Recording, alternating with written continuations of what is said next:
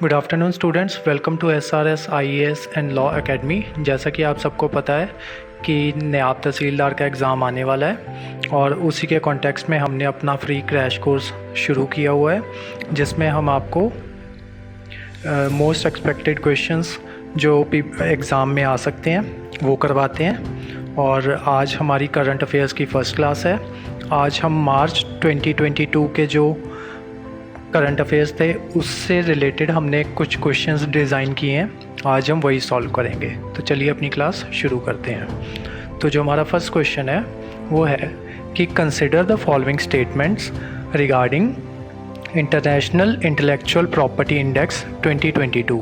Statement 1 है India is ranked 43 out of 55 countries, और statement 2 है this index is topped by USA। International intellectual property index जो है ये अपनी एनुअल रिपोर्ट निकालता है, जिसे कंपाइल किया जाता है US चैम्बर्स ऑफ कॉमर्स में, और इस साल इसमें USA ने टॉप रैंक हासिल किया है। उसके अलावा इंडिया ने भी अपनी जो इम्प्रूवमेंट दिखाई है, इसका पहले स्कोर हुआ करता था 38.4% और जो स्कोर अब बढ़ के हो गया है 38.6%, और जो इसका रैंक था 43 आउट ऑफ 55 कंट्रीज़ आया है। तो अभी चलते हैं हमारे क्वेश्चन में। तो हमारी स्टेटमेंट्स क्या थी? India is ranked 43 out of 55 जो ट्रू है, और सेकंड क्या है? This index is topped by USA जो कि ट्रू है। तो जो हमारा करेक्ट आंसर बनेगा वो बनेगा C। चलिए अब हम अपने नेक्स्ट क्वेश्चन पे मूव ऑन करते हैं। हमारा क्वेश्चन नंबर 2 है consider the following statements regarding Pradhan Mantri Jan Aushadhi Pariyojana. Statement 1 है bureau of pharma PSU of India BPPI is the implementation agency for this scheme. और सेकेंड स्टेटमेंट है the target is to increase the number of Pradhan Mantri Bharatiya Jan Aushadhi Kendras to 1 lakh by the end of March 2025। तो चलिए हम सबसे पहले प्रधानमंत्री भारतीय जन औषधि केंद्रास के बारे में कुछ जान लेते हैं। इसमें क्या लिखा है कि जन औषधि दिवस हर साल 4 जनवरी को मनाया जाता है, और इस साल का थीम क्या था? जन औषधि जन उपयोगी। जो ब्यूरो ऑफ फार्मा है ना, PSU ऑफ इंडिया, ये इम्प्लीमेंटेशन एजेंसी होगा किसके लिए? प्रधानमंत्री जन औषधि परियोजना के लिए। और इसमें सरकार ने टारगेट रखा है कि मार्च 2025 तक हमें जो है प्रधानमंत्री भारतीय जन औषधि केंद्रास का नंबर इंक्रीज़ कर देना है। कहाँ तक? 10,500 तक। तो चलिए अब वापस चलते हैं हम अपने क्वेश्चन पे। हमारी जो स्टेटमेंट्स थी वो क्या थी कि bureau of pharma PSU of India ये है इम्प्लीमेंटेशन एजेंसी इस स्कीम के लिए, तो जो कि करेक्ट है। सेकंड क्या था? Target is to increase number of Pradhan Mantri Bharatiya Jan Aushadhi Kendras to 1 lakh by the end of March 2025। तो जो हमने क्या पढ़ा था, कितना टारगेट इंक्रीज़ करना है? 10,500। तो जो हमारी स्टेटमेंट 2 है वो रॉन्ग हो जाती है। हमें चूज़ करना था कि दोनों में से इनकरेक्ट कौन सी है। तो जो स्टेटमेंट 2 है वो इनकरेक्ट है, तो जो हमारा राइट आंसर है वो है B। चलिए अब नेक्स्ट क्वेश्चन पे चलते हैं। हमारा नेक्स्ट क्वेश्चन है consider the following statements regarding INS Visakhapatnam. Statement 1 है it is a stealth guided missile frigate. Statement 2 है it is indigenously designed by Indian army and constructed by Mazagon dock ship builders. Correct statement choose करनी है। तो उससे पहले हम देख लेते हैं कि फ्रिगेट और डिस्ट्रॉयर में क्या डिफरेंस होता है। जो आप देख रहे हैं ना दोनों साइड में, ये दोनों, इनको कहते हैं फ्रिगेट। इनका क्या काम होता है? इनका काम होता है जो डिस्ट्रॉयर होता है ना उसके आसपास रहने का, और ये जो आप सेंटर में देख रहे हैं इसको कहते हैं डिस्ट्रॉयर। ये वाला ये डिस्ट्रॉयर है और ये दोनों फ्रिगेट्स हैं। चलिए अब पढ़ते हैं इसके बारे में।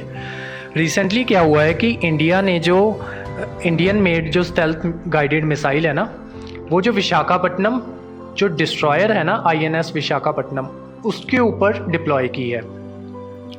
और ये जो प्रोग्राम है, इसका प्रोग्राम का नाम है प्रोग्राम P-15B। इसमें हमें 4 वॉरशिप्स इंक्लूड करनी है। उसमें सबसे पहली है विशाखापट्टनम, मोरमुगांव, इम्फाल और सूरत, और कंस्ट्रक्ट की गई है मेज़ोगन डॉक शिप बिल्डर्स के द्वारा। तो चलिए वापस चलते हैं अपने क्वेश्चन पे। क्वेश्चन क्या था कि it is a stealth guided missile frigate. तो हमने क्या पढ़ा अभी कि ये फ्रिगेट नहीं है, ये है डिस्ट्रॉयर। तो स्टेटमेंट 1 गलत हो गई। दूसरा हमने क्या पढ़ा था कि ये indigenously designed by Indian navy, ये तो सही है हमारा, और constructed by Mazagon dock ship builders. तो जो हमारी स्टेटमेंट 2 है वो करेक्ट है। तो जो इसका करेक्ट आंसर होगा वो होगा बी। जो हमारा नेक्स्ट क्वेश्चन है वो है where will be India's first conservation reserve for dugong established. Option A Gulf of Mannar, option B Gulf of Kutch, option C Gulf of Khambhat, option D none of above. सबसे पहले ना डुगोंग देखते हैं, डुगोंग क्या चीज़ होती है। ये मैमल होता है एक, इसको डुगोंग कहते हैं, और ये हर्बीवोरस मैमल है, ये फिश नहीं है, ध्यान रखिएगा, ये मैमल है। तो तमिलनाडु गवर्नमेंट ने डिसाइड किया है कि वो इंडिया का फर्स्ट कंजर्वेशन रिजर्व डुगोंग को इस्टेब्लिश करेगी, कहाँ पे, गल्फ ऑफ मन्नार में। तो जो हमारा आंसर बनेगा वो बनेगा A, that is gulf of Mannar.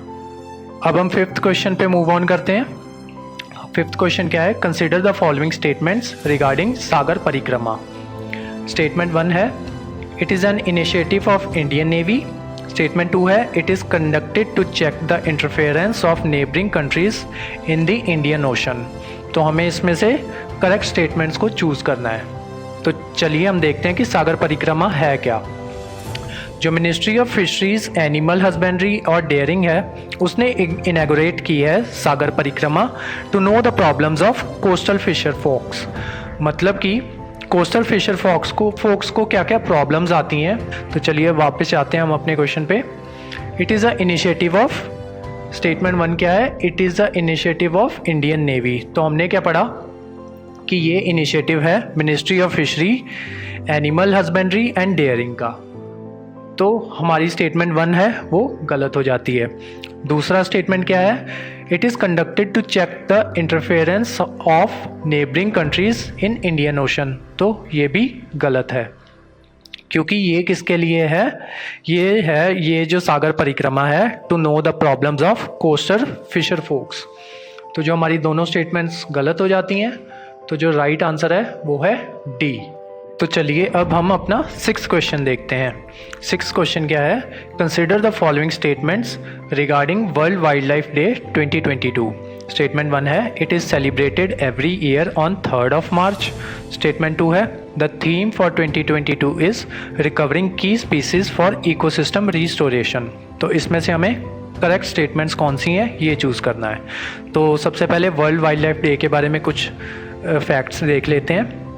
जो वर्ल्ड वाइल्ड लाइफ डे है ना, ये सेलिब्रेट किया जा रहा है 2013 से हर 3rd मार्च को, और उसके अलावा ये वही दिन है जिस दिन convention on international trade in endangered species of wild fauna and flora, जिसको साइट्स भी कहा जाता है, ये चीज़ देखती है कि जो इंडेंजर्ड स्पीसीज़ हैं कहीं उनकी स्मगलिंग तो नहीं हो रही। तो ये जो ट्रीटी थी ये साइन हुई थी 1973 में 3rd of March को। तो इसी को कमेमोरेट करने के लिए हम हर साल 2013 से लेके अब तक हर साल हम वर्ल्ड वाइल्ड लाइफ डे मनाते हैं। तो वापस चलते हैं अपने क्वेश्चन पे। It is celebrated on every year on 3rd of March। तो ये स्टेटमेंट बिल्कुल करेक्ट है। The theme for 2022 is recovering की स्पीसीज फॉर इकोसिस्टम रिस्टोरेशन। ये स्टेटमेंट भी करेक्ट है। तो जो हमारा राइट आंसर है वो है सी। हमारा नेक्स्ट क्वेश्चन है question number 7। Consider the following statements regarding state of India's environment report 2022। Statement 1 है it is released by NITI Aayog.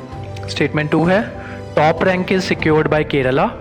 Statement 3 है Jharkhand and Bihar are at the bottom of the index. तो इसमें से हमें करेक्ट स्टेटमेंट को चूज़ करना है। तो अभी हम पढ़ते हैं कि state of India environment report क्या चीज़ है। जो centre of science and environment है वो रिपोर्ट रिलीज़ करती है state of India's environment report, जिसमें झारखंड और बिहार ये लीस्ट प्रिपेयर थे अपने SDGs को फुलफ़िल करने के लिए। SDGs हैं सस्टेनेबल डेवलपमेंट गोल्स, जिसको हमें अचीव करना है बाय द ईयर ऑफ 2030। और जो केरला है उसका रैंक फर्स्ट आया है इसमें, और तमिलनाडु और हिमाचल दोनों ने मिलके सेकंड पोजीशन पे आए हैं। अब चलते हैं वापस हम अपने क्वेश्चन पे।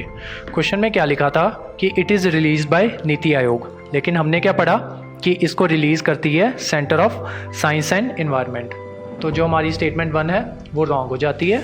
स्टेटमेंट 2 क्या है, top rank is secured by Kerala, जो कि करेक्ट है। स्टेटमेंट 3 है Jharkhand and Bihar are at the bottom of the index, ये भी करेक्ट है। तो जो हमारा करेक्ट ऑप्शन हो जाएगा वो हो जाएगा 2 और 3, दैट इज बी। अब हमारा नेक्स्ट क्वेश्चन है, question number 8, Samarthya initiative is launched by which ministry?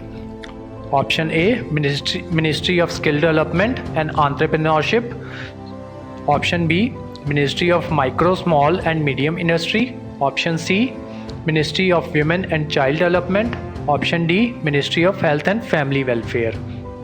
तो चलिए पहले हम पढ़ लेते हैं थोड़ा सामर्थ्य इनिशिएटिव के बारे में। अभी जो 2022 का विमेंस डे हुआ ना, वहाँ पे यूनियन मिनिस्टर ऑफ MSME हैं जो उन्होंने लॉन्च किया है प्रोग्राम, सामर्थ्य प्रोग्राम, जिसमें क्या किया जाएगा कि जो विमेन एंटरप्रेन्योर्स हैं ना उनको प्रमोट किया जाएगा। तो अभी हम चलते हैं वापस अपने क्वेश्चन पे। क्वेश्चन में क्या लिखा था कि कौन सी मिनिस्ट्री ने ये प्रोग्राम जो इनिशिएटिव है वो लॉन्च किया है। तो अभी हमने पढ़ा कि MSME that is ministry of micro small and medium industry. तो जो हमारा करेक्ट ऑप्शन है वो है ऑप्शन बी। हमारा क्वेश्चन नंबर 9 है, consider the following statements regarding Boltzmann medal. Statement 1 है, it is given to an Indian for the first time. Statement 2 है, it is awarded to people who contribute in conservation of the environment. तो इसमें हमें incorrect statement को choose करना है। तो चलिए पहले हम थोड़ा सा पढ़ लेते हैं बोल्ट्जमैन मेडल के बारे में। रिसेंटली ये मेडल ना प्रोफेसर दीपक धार को दिया गया है, जो कि फर्स्ट इंडियन है जिनको ये मेडल मिला है। और ये मेडल दिया जाता है हर 3 साल बाद by the commission on statistical physics of international union of pure and applied physics. और ये मेडल हमें दिया जाता है for the contribution in physics. तो चलिए वापस चलते हैं अपने क्वेश्चन पे। हमारी स्टेटमेंट्स जो थी, it is given to an Indian for the first time, तो ये स्टेटमेंट हमने अभी देखा कि ये करेक्ट है। Second, it is awarded to the people who contribute in conservation of environment. अभी हमने क्या देखा कि कंट्रीब्यूशन किस में, फिजिक्स में। तो जो हमारी स्टेटमेंट 2 है वो गलत हो जाती है और हमें चूज़ करना था कि इनकरेक्ट स्टेटमेंट कौन सी है। तो जो स्टेटमेंट 2 है वो इनकरेक्ट है, तो जो हमारा करेक्ट ऑप्शन हो जाएगा वो हो जाएगा बी। तो चलिए अब हम मूव करते हैं हमारे नेक्स्ट क्वेश्चन की तरफ। Bahini scheme, which is related to install vending machines to provide free sanitary pads, is launched by which state government? Option A है नागालैंड, ऑप्शन बी है महाराष्ट्र, ऑप्शन सी है सिक्किम, ऑप्शन डी है Jammu and Kashmir. तो अभी हम पढ़ लेते हैं बाहिनी स्कीम के बारे में।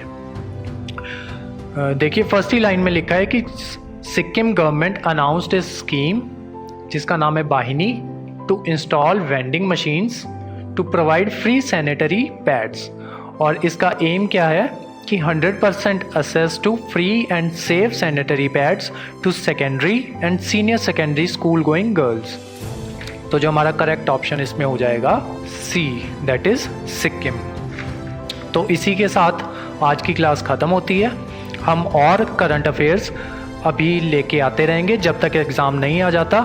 और आप इन नोट्स के लिए हमारा टेलीग्राम चैनल ज्वाइन कर सकते हैं और इस कॉन्टैक्ट नंबर पे कॉन्टैक्ट करके और इन्फॉर्मेशन भी ले सकते हैं। Thank you so much.